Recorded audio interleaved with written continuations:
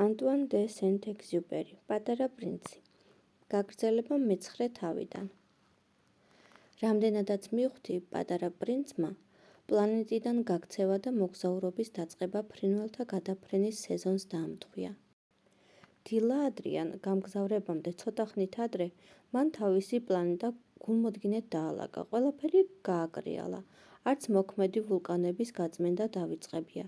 ის ხომ ორი მოქმედი ვულკანის მფლობელი გახლდათ. მათზე დილის საუზმის მომზადება ძალიან მოსახერხებელი იყო. პრინცის საკუთრებაში შედიოდა ასევე ერთი ჩამქრალი ვულკანიც, რაიც ერთ დღესაც შეიძლება ამოიფრქვეს. ხშირად იტყოდა ხოლმე პატარა პრინცი, ხოდა ის ჩამქრალი ვულკანიც გულდასმით გაწმინდა. როცა კარგად გაწმენდ, ვულკანი ნელა და თანაბრად იგუგუნებს, არც არასდროს ამოიფრქვევა. ვულკანის ამოფრქვევა გაუწმენდავი საკვამურიდან ამოვარდნელ მოგიზგიზე ცეცხლს წააგავს. ჩვენ კი დედამიწელები ძალიან პატარები ვართ იმისთვის, რომ ვულკანები ვწმინდოთ. ამიტომ არ უჩანს ბოლო მათგან მოყენებულ ზიანს. ბოლოს, ვიდრე გაემგზავრებოდა, თუმცა ძალიან მოწყენილი იყო, მაინც ამოგლიჯა ბაობაბის ახალამოყრილი ყლორტები. ფიქრობდა, აქ არასდროს დავბრუნდებიო.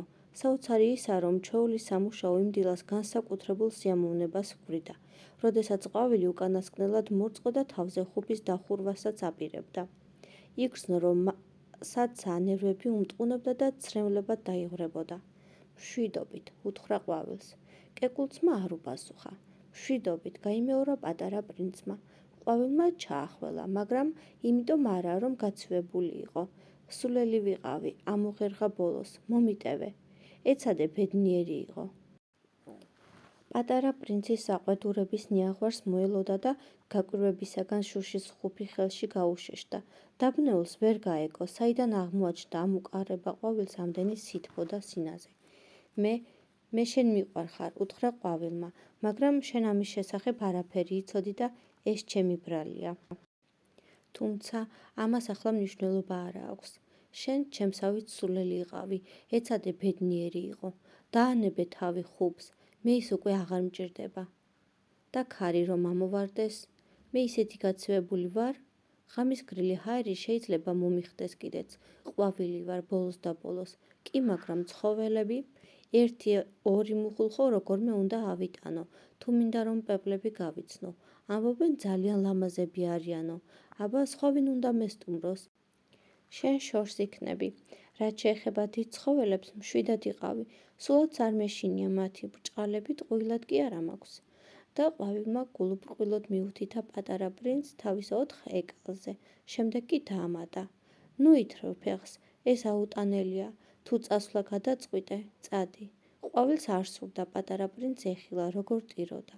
ძალიან ამაყი იყო ის ყვავილი. პატარა პრინცის პლანეტა 325, 326, 327, 322, 329 და 330 ასტეროიდების მეზობლად მდებარეობდა. დასაწყისისთვის ურიგვარი იქნება, თუ მოგზაურობას მეზობელი პლანეტების გაცნობით დავიწყებ, გაიფიქრა პრინცმა. იქნებ რაიმე საქმეს გამოუკრა ხელი, თან ცოდნასაც შევიძენ. პირველ ასტეროიდზე ხელმწიფე სახლობდა. მეწამულ სამოში გამოწყობილ მხრებზე ყარაყუმის ბეწვით მორთული მანტია მოეგდო და ერთი შეხედვით უბრალო, მაგრამ ძალიან მდიდრულ ტახტზე დასკუპებულიყო. აი, ქვეშევრდომიც გამოჩნდა, წამოიყვირა მან, როგორც კი პატარა პრინცს მოჰკრა თვალი. საოცარია პირდაპირ საიდან მიცნო, გაიფიქრა პატარა პრინცმა. მას წარმოდგენა არ ჰქონდა, რომ ხელმწიფეები სამყაროს ძალიან მარტივად აღიქვამენ. მათთვის ყველა ადამიანი, არც მეტი, არც ნაკლები, ქვეშევრდომია. მომიახლოვდი, ერთი კარგად შეგათვალიერო, უთხრა ხელმწიფემ პატარა პრინცი. იგი ენით აღუწერელმა სიამაყემ შეიპყრო, რადგან როგორც იქნა ვიღაცის ხელმწიფედ იგულა თავი. პატარა პრინცმა მოიხედა, იქნებ სადმე დასაჯდომი ადგილი ვიპოვო, მაგრამ ამაოდ. მთელი პლანეტა ბრძანებლის მშვენიერ ყარაყუმის ბეწვით გაწყობილ მანტიას დაეკავებინა, ასე რომ ფეხზე დგომა მოუწია. დაღლილ დაქანცულს თქნარება აუტყდა. ეტიკეტი სასტიკად კრძალავს ხელმწიფის თანდასწრებით თქნარებას. მაშინვე შესახა მონარქმა, გიკრძალავ მტკნარებას. უნებლიეთ მომივიდა, ვერაფრით შევიკავე თავი, დაირწხვინა პატარა პრინცმა. იმხელა გზა გამოვიარე, თან რა ხანია თვალი არ მომიხუჭავს. მაშინ გიბრძანებ დაამტკნარო, უთხრა ხელმწიფემ. წლებია, რაც აქ არავის დაუმტკნარებია. ჩემთვის ეს გასართობიც იქნება. მაშა ასე. გიბრძანებ კიდევ ერთხელ დაამტკნარო. მერიდება, არ მგონია გამომივიდეს.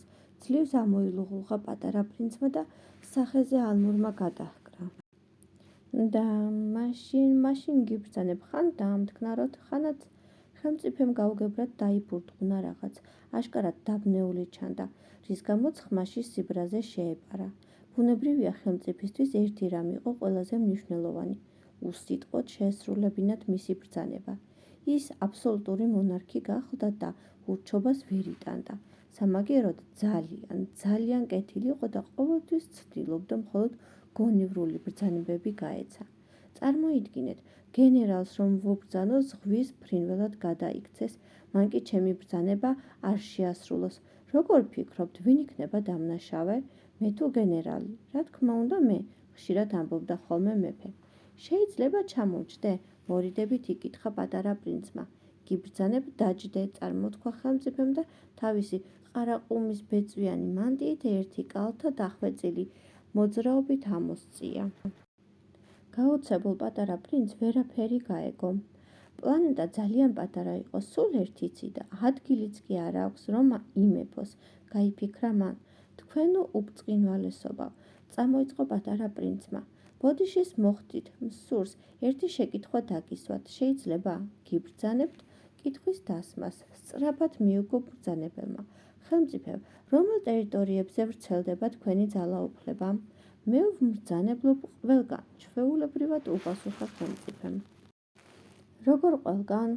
მონარქმა მოკრძალებული ჟესტით ჯერ საკუთარ პლანეტაზე მიანიშნა, შემდეგ მეზობელ პლანეტებზე და ვარსკვლავებზე. და ეს ყველაფერი თქვენი სამფლობელოა? ჩაეკითხა პატარა პრინცი. ჩემი აბა ვისია? ამაყად მიუგო ხელმწიფემ. ესე იგი, ეს იყო არა მარტო აბსოლუტური მონარქი, არამედ მთლიანი სამყაროს, თუ შეიძლება ასე ითქვას, უნივერსალური მბრძანებელი. და ეს ვარსკვლავები თქვენ გემორჩილებიან?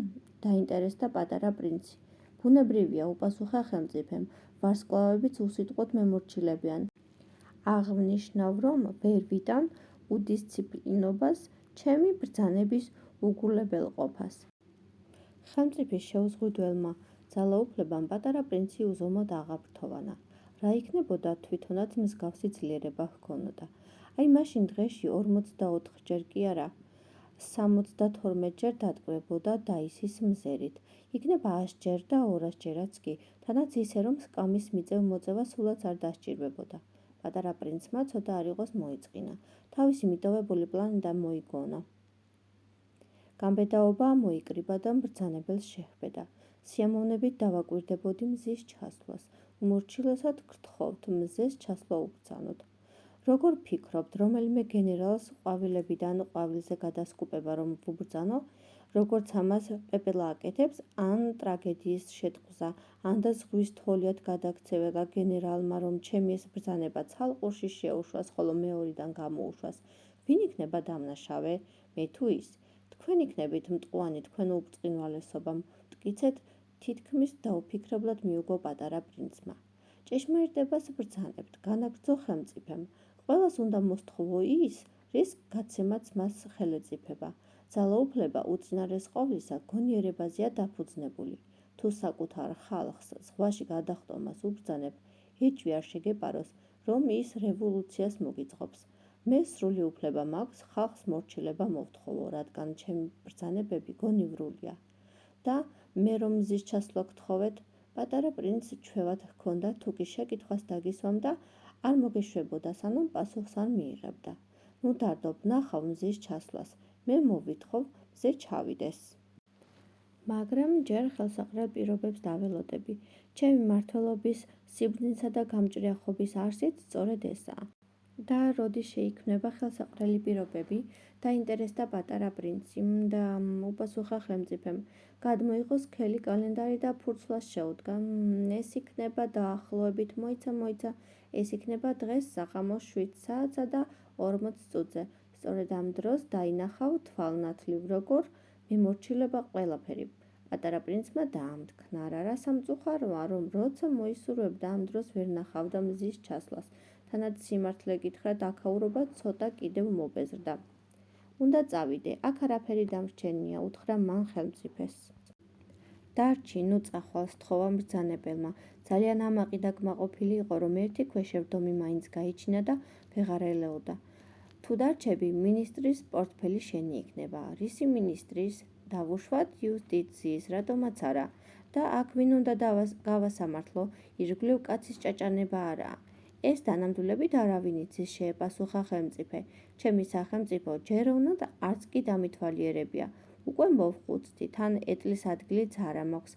ფეხით კი ქვეყნის შემოვლა ისეთი დამქანცველია. პატარა პრინცი დაიხარა, რათა პლანინდეს მეორე მხარე კიდევ ერთხელ შეეთვალიერებინა. ამ წუთას დავათვალიერე, თქვა მან, მაგრამ იქაც ვერავინს მოვკარი თვალი. მაშინ თვითონვე გაასამართლე საკუთარი თავი, უპასუხა მონარქმა. ეს იოლი საქმე არ გეგონოს, საკუთარი თავის განსჯა 100 ჯერ უფრო რთულია ვიდრე სხვების. თუ საკუთარი თავის სამართლიანად განსჯას მოახერხებ, ესე იგი ნამდვილი ბრძენი ხარ. საკუთარ თავს, სადაც მომესურება, იქ მოვუწყობ სამსჯავროს. არა მგონია ამისთვის აქ დამკვიდრება იყოს აუცილებელი. და წარმოთქვა ხელმწიფემ. თუ არ ვცდები, ჩემს პლანეტაზე სადღაც ერთი ბებერი ვირთხა უნდა ცხოვრობდეს. ზოგჯერ ღამღამობით მისი ფხაკუნი მესმის ხოლმე. შეგიძლია პირველი სასამართლო პროცესი იმ გადაღწუებულ ვირთხას მოუწყო. შეგიძლია სასიკვდილო განაჩენიც კი გამოუტანო. ამგვარად ვირთხის ცხოვრება შენს მართლმსაჯულებაზე იქნება დამოკიდებული, მაგრამ არ დაგავიწყდეს მისი შეწყალება. უნდა გამოიზოგო. ის ხომ ერთადერთია. მე არ მიყვარს სასიკვდილო განაჩენის გამოტანა. მტკიცედ მიუგო პატარა პრინცმა. და საერთოდ ვფიქრობ, ჩემი წასვლის დრო მოაწია. არა, წარმოთქვა ბრძანებელმა, პატარა პრინც არაფერი უშლიდა ხელს, ახლავე გასდგომოდა გზას, მაგრამ მხცოვანი მონარქისთვის ტკივილის მიყენება არ უნდოდა. თუ მის უდიდებულესობას სურს, მისი ნება უსიტყვოდ აღსრულდეს, თქვა მან, მაშინ უნდა ეცადოთ, რომ გონივრული ბრძანება გასცეთ, მაგალითად, შეგეძლოთ გებრძანათ დაუყოვნებლივ გაუმგზავრებულიყავი. უკეთეს პირობებს ასეთი ბრძანების გასაცემად ადამიანი ვერც ინატრებდა. ხელმწიფემ პასუხისგან თავი შეიკავა. პატარა პრინცი ცოტა ხანს დაელოდა, ბოლოს ღრმად ამოიოხრა და გზას გაუდგა. გადავწყვიტე ჩემს სრულუფლებიან ელჩად დაგნიშნო. სასწრაფოდ მიაძახა პატარა მოგზაურს ხელმწიფემ, რომელსაც ამ დროს ისეთი გამომეტყველება ჰქონდა, წარმოუდგენელი იყო მის ავტორიტეტსა და გადაწყვეტილების სერიოზულობაში ვინმეს ეჭვი შეჰპარვოდა. მაინც რა უცნაური არიან ეს უფროსები. თავისთვის ჩაილაპარაკა პატარა პრინცმა და მშვიდად განაგრძო გზა. მეორე პლანეტაზე პატივმოყვარე კაცი ცხოვრობდა. აჰა, როგორც იქნა ერთი თაყვანისმცემელი გამომიჩნდა, შეჰყვირა მან, როგორც კი პატარა პრინც მოჰკრა თვალი. ცნობილია, რომ პატივმოყვარე კაცისთვის სხვა ადამიანები მხოლოდ თაყვანისმცემლები არიან. გამარჯობა, მიესალმა პატარა პრინცი. ძალიან სასაცილო შლაპა დაგიხურავთ. დიახ, ეს შლაპა საუკეთესო რამეა მისასალმებლად, აუხსნა პატივმოყვარემ. როცა მესალმებიან, მოვიხდი ხოლმე და თავს ვუკრავ, მაგრამ სამწუხაროდ დიდი ხანია აქ არავის ჩამოუვლია. რას ამბობთ? პატივმოყვარის განმარტებას თავი და ბოლო ვერ გაუგო პატარა პრინცმა. აბა ტაში დაუკარი, ურჩია პატივმოყვარემ. პატარა პრინცმა ტაში დაუკრა. პატივმოყვარემ ქუდი მოიხადა და მოკრძალებით მიესალმა. აქ ბევრად უფრო მეტად გავხალისდები, ვიდრე ხელმწიფესთან, გაიფიქრა პატარა პრინცმა და კიდევ შემოჰკრა ტაში. პატივმოყვარემ საპასუხოდ კვლავ მოიშვლიპა ქუდი და თავი კრძალვით დაუკრა. პატარა პრინცი დაახლოებით 5 წუთს შეუჩერებლად უკრავდა ტაშს. შემდეგ კი ეს უცნაური და ერთფეროვანი გასართობი ცოტა არ იყოს მოხბეზრდა. და რა უნდა ვქნა, რომ ეგ შლაპა დაგივარდეს? შეეკითხა პატარა პრინცი. მაგრამ პატივმოყვარემ მისი კითხვა ვერ გაიგო. არცაა გასაკვირი, პატივმოყვარეობით შეპყრობილ ადამიანებს ხომ ქების გარდა არაფერი ესმით. მართლა ჩემი დიდი თაყვანისმცემელი ხართ? ჰკითხა პატივმოყვარემ პატარა პრინცს. რას ნიშნავს თაყვანისმცემელი?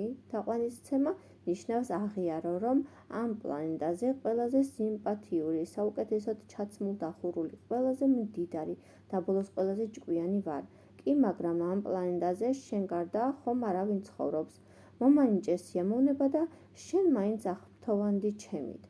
მე შენ გეთაყვანები, წარმოთქვა პატარა პრინცმა. თან მხრები აიჩერჩა და გაოცებულმა ჰკითხა: ნეტო, რაში გჭირდებათ ეს თაყვანისცემა? პატარა პრინცი სასწრაფოდ გაეცალა იქაურობას: რა უცნაურები არიან ეს დიდებიო, იმეორებდა მთელი გზა. შემდეგი პლანეტის ბინადარი ლოთი აღმოჩნდა და პატარა მოგზაური იქ ძალიან ცოტა ხანს გაჩერდა, მაგრამ დანაღვლიანებული კი წამოვიდა იქედან. რას საქმიანობა აქვს? კითხა პატარა პრინცმა ლოთს, რომელიც ცარიელი და სავსე ბოთლებით გადავსებულ მაგიდას მისჩვდომოდა. რას საქმიანობდა ვსვამ? უპასუხა მოკუფრულმა. და რატომ სვამ? ჰკითხა ცნობისმოყვარე პრინცმა. რათა დავივიწყო, მიუქო ლოთმა. და რის დავიწყებას ცდილობ? არ ეშვებოდა პატარა პრინცი, რომელსაც ლოთის მიმართ სიბრალულის გრძნობა გასჩენოდა. დავიწყო, რომ რცხვენია, თქვა ლოთმა და თავი დახარა. და რისი რცხვენია? ჰკითხა პატარა პრინცმა. ახლა უკვე მისი დახმარების სურვილი გაუჩნდა. რცხვენია, რომ ვსვამ. გასცა ბოლო პასუხი ლოთმა და გაჩუმდა. პატარა პრინცმა ფრიად დაღონებულმა განაგრძო გზა. არა, დიდები მართლაც უცნაურები არიან. ეს სიტყვები არაერთხელ უთხრა თავის თავს პატარა პრინცმა მთელი მოგზაურობის მანძილზე. მეოთხე პლანეტის მფლობელი საქმოსანი იყო. იგი ისეთი დაკავებული ჩანდა, ისეთი დაკავებული, რომ პატარა პრინცის გამოჩენისას თავიც კი არ აუწევია. გამარჯობა, მიესალმა პატარა მოგზაური. სიგარეტი ჩაგიქრათ. 3-ს მიმატებული 2 უდრის 5-ს. 5 + 7 უდრის 12-ს. 12-ს 3 15-ია. გამარჯობა. 15, 7, 22, 22, 6, 28. ისე ვარ დაკავებული, სიგარეტის მოსაკიდებლადაც კი ვერ მოვიცალე. 26 + 5 უდრის 31-ს. უფ, ჯამი 501,622,731 გამოვიდა. 500 მილიონი რისი? შენ კიდევ არ წასულხარ? 501 მილიონი. რას ქვია მაგას? უკვე აღარ ვიცი. იმდენი სამუშაო მაქვს, იმდენი. მე ძალიან სერიოზული კაცი ვარ. სადმცალია ყბედობისა და სისულელებისთვის.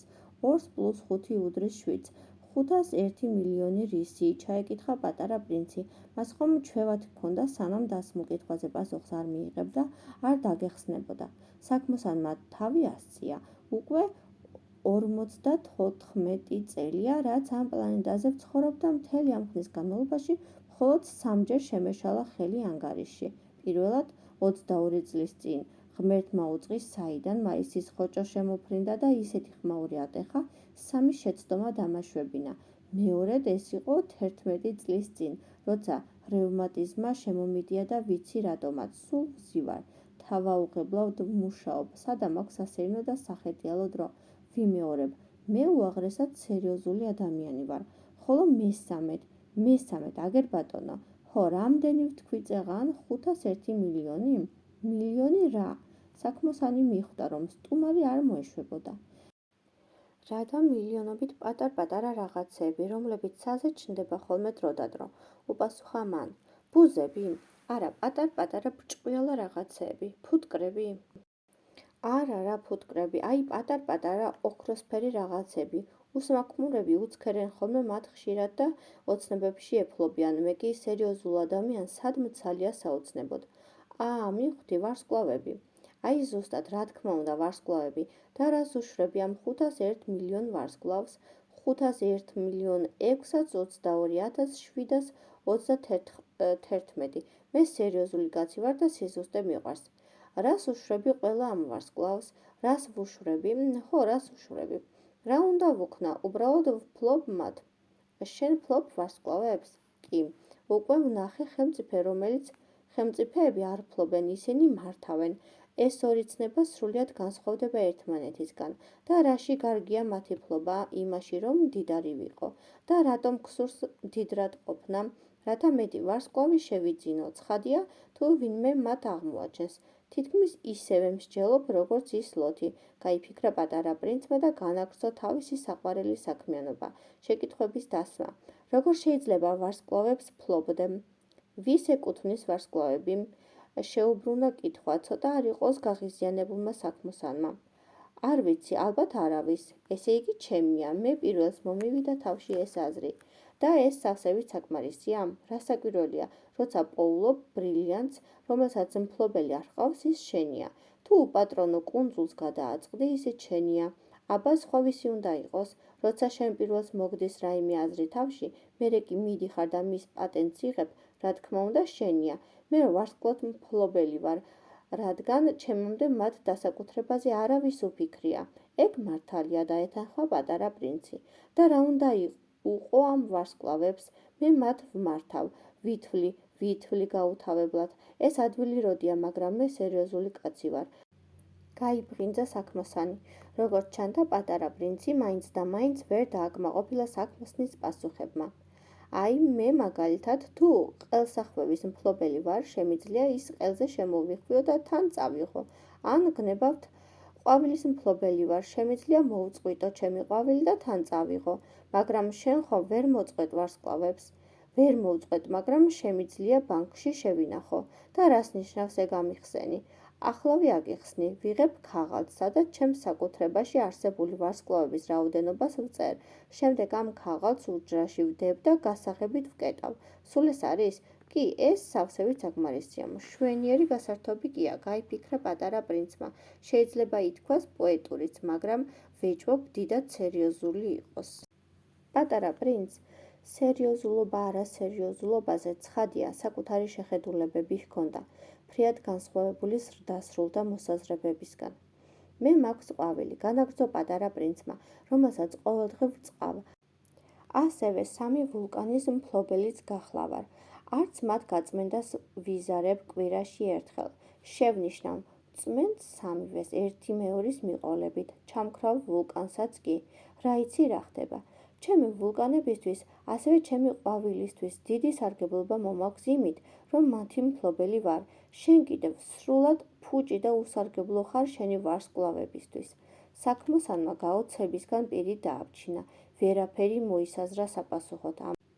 ამასობაში პატარა პრინცი იქაურობას გაეცალა. არა, დიდები ნამდვილად უჩვეულო არსებები არიან, უმეორებდა პატარა პრინცი გზაში საკუთარ თავს. მეხუთე პლანეტა ძალიან სასაცილო და უცნაური იყო.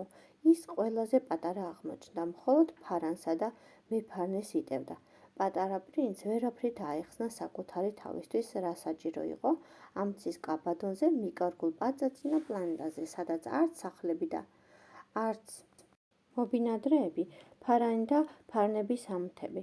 მიუხედავად ყველაფრისა, მაინც გაიფიქრა, შეიძლება ამ კაცის აქ არსებობა სრული უაზრობაა, მაგრამ ყოველ შემთხვევაში მას ბევრად მეტი სარგებლობა მოაქვს, ვიდრე ხელმწიფეს, პატივმოყვარეს, საქმოსანსა და იმ უბადრუ კლოდს. მის სამუშაოს გარკვეული აზრი მაინც აქვს. როცა თავის ფარანს ანთებს, ისეთი განცდა ეუფლება თითქოს და კიდევ ერთი ვარსკვლავი ან ყვავილი იბადებოდეს და როცა ფარანს აქრობს, თითქოს ამ ახალშობილ ვარსკვლავსა და ყვავილს აძინებს. მშვენიერი თავშესაქცევია, ვერაფერს იტყვი. ეს ნამდვილად სასარგებლოა, იმიტომ რომ ლამაზია. როცა პლანეტას მიადგა, პატარა პრინცი პატივისცემითა და მოწიწებით მიესალმა მეფარნეს. გამარჯობა, რატომ ჩააქრეთ ამ წუთას ფარანი? ასეთია შეთანხმება, უპასუხა მეფარნემ. გაგიმარჯოს. და რა შეთანხმება ასეთი, ფარნის ჩაქრობა, საღამო მშვიდობისა. მეფარნემ ისევ აანთო ფარანი. რატომ აანთეთ ისევ? შეთანხმებაა ასეთი. ვერ გავიგე, გაუგებარი არაფერია, შეთანხმებაა. დღე მშვიდობისა. მეფარნემ ისევ ჩააქრო ფარანი. შემდეგ წითელი, კუბოკრული ცხვირსახოცით შუბლიდან ოფლი მოიწმინდა და განაგრძო. ხედავთ რა ურთულეს ხელობას მემსახურები, ოდესღაც ამ საქმეს ნამდვილად ჰქონდა აზრი. დილით ვაქრობდი, საღამოს ვანთებდი, მთელი დღე თავისუფალი მქონდა და ვისვენებდი, ღამე კი გამოძინებასაც ვასწრებდი. მას მერე შეთანხმება შეიცვალა თუ რა მოხდა? არა, შეთანხმება უცვლელი დარჩა, უპასუხა მეფარნემ. მთელი უბედურებაც ესაა. ჩემი პლანეტა ყოველ წელს უფრო და უფრო სწრაფად ტრიალებს, შეთანხმება კი ხელუხლებელი დარჩა. და რა უნდა ქნა ახლა, შეწუხდა პატარა პრინცი. არც კი ვიცი, რა გიპასუხო. ახლა პლანეტა მთლიან ბრუნს სულ რაღაც ერთ წუთში ასრებს და სულის მოთქმის დროც კი არ მრჩება. ყოველ წუთს ვანთებ და ვაქრობ. ძალიან სასაცილოა. ესე იგი, ერთი დღე თქვენთან ერთ წუთს გრძელდება. სულაც არ არის სასაცილო, უპასუხა მეფარნემ. უკვე ერთი თვეა, რაც ჩვენ ერთმანეთს ვესაუბრებით. ერთი თვე? დიახ, 30 წუთი, 30 დღე. საღამო მშვიდობისა და კიდევ ააბრდღვიალა ფარანი. პატარა პრინცი ყურადღებით ათვალიერებდა მეფარნეს და სულ უფრო და უფრო იხიბლებოდა მისით, ასე ერთგული რომ იყო თავისი საქმისა. მოაგონდა, როგორ დაარბენინებდა თავის პლანეტაზე სკამს, რათა მზის ჩასვლით დამტკბარიყო და გადაწყვიტა, ახალ შეძენილ მეგობარს დახმარებოდა. ერთი რაღაც მინდა გითხრა და ყურადღებით დამიგდე ყური, უთხრა პრინცმა. მე ვიცი გამოსავალი, რომელიც მოგცემს საშუალებას, როცა მოგესურვება, მაშინ დაისვენო. ოჰ, სულ დასვენებაზე ვფიქრობ, უპასუხა მეფარნემ. ისე, ხომ შეიძლება ადამიანი ერთდროულად ერთგულიც იყოს და ზარმაციც, გაიფიქრა პატარა პრინცმა. შენი პლანეტა ძალიან პატარაა, განაგრძო მან. რა დიდი დრო მის შემოვლას უნდა. გადადგან სამ ნაბიჯს და მორჩა, უბრალოდ ნელ-ნელა უნდა იარო, რათა მუდამ მზე დაგნათოდეს. მოგინდება დასვენება და ივლი. ამგვარად, დღე იმდენ ხანს გაგრძელდება, რამდენ ხანსაც შენ მოინდომებ. ეგ ჩემთვის დიდი ვერაფერი შვებაა, დაიწუწუნა მეფარნემ, რადგან ამ ქვეყნად ძილზე მეტად არაფერი მსურს. მაშ ბედი არ გქონია, თან აგიგრძნობთ, წარმოთქვა პატარა პრინცმა. ასია, დილა მშვიდობისა, დაეთანხმა ფარნების ანთები და ფარნის ჩაქრობაც არ დაახანა. პატარა მოგზაური ისევ გაუდგა გზას და თან ფიქრობდა. აი ადამიანი, რომელსაც ალბათ ხელმწიფეც შეიძულებდა. პატივმოყვარე, ძლოთიცა და საქმოსანიც, მე კი მგონია, რომ ჩამოთვლილთაგან ყველაზე ნაკლებად სასაცილო სწორად რომ ეს მეფარნე უნდა იყოს, თუნდაც იმიტომ, რომ მხოლოდ საკუთარ თავზე არ ზრუნავს. პატარა პრინცმა ღრმა დამოიოხრა, ისევ წამოეშალა ფიქრები. აი ვისთან ვიმეგობრებდი სიამოვნებით. ფიქრობდა ის, მაგრამ ეს შეუძლებელია, მისი პლანეტა ხომ მეტისმეტად პატარაა. როგორ მინდა ორ ადამიანს იტევდეს. პატარა პრინცი კიდევ ერთი რაღაცის გამო ნანობდა იმ კურთხეული პლანეტის დატოვებას და იმ რაღაცას საკუთარ თავსაც ძლივს უმხელდა. აქ ის თავისუფლად შეძლებდა 24 საათის განმავლობაში 1400 ჯერ დასწრებოდა მზის ჩასვლის მშვენიერ სურათს.